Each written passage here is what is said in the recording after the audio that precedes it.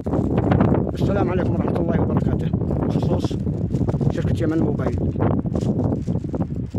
هذه شبكتها جنب القرضة. هذا ما طلعت عندي، بيتي هنا تحت ما طلع فيها، البيوت هذا ما طلع فيها، هذاك البيوت اللي مبفي منها ما طلع فيها، الوادي هذا ما طلع فيه. ما تطلع معك يمن موبايل إلا إذا أنت قدامها. هذه الأولى. الثانية رفعت السعر حق الباقات وضج الشعب اليمني، قالوا بنجي له من خلف عقله. بنعيد جيتها الأولى، لكن نص الباقة تخدم من الساعة 2 بالليل إلى الساعة 11 في النهار، أثناء نومك وأثناء عملك، ما حد فاضي. وفي النهاية إذا ما استخدمته بيرجع لهم أياما من البير ليها، بيرجع لهم، ما حد بيستخدمه. هذا النت الفترة هذا ما حد بيستخدمه، يعني بيرجع لهم، هم عارفين انه بيرجع لهم. ثالثا اليمن غير مؤهلة للربح، النت فيها غالي ومعدوم وغير مؤهلة للربح. الناس تشقى على اليوتيوب والفيسبوك والتيك توك ومواقع التواصل الاجتماعي، تسوي لها محتوى وكسبت لها مبالغ.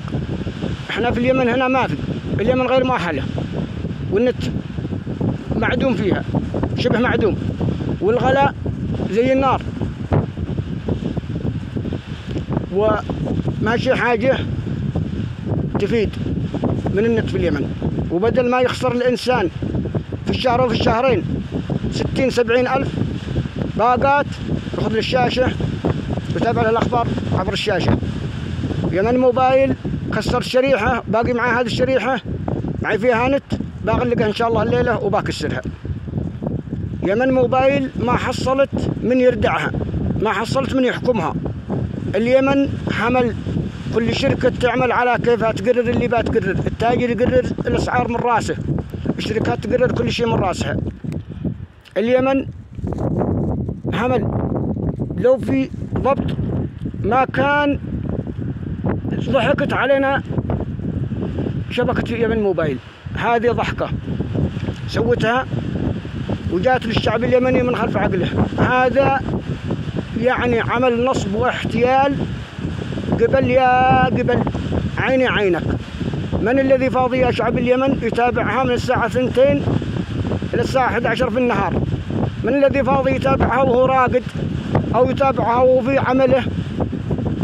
هذه نصب واحتيال. آخريتها يرجع الرصيد هذا لهم، نص تستخدمه ونص يرجع لهم. هذا نصب واحتيال. بطلوا من يمن موبايل، اتركوها في شركات كثير.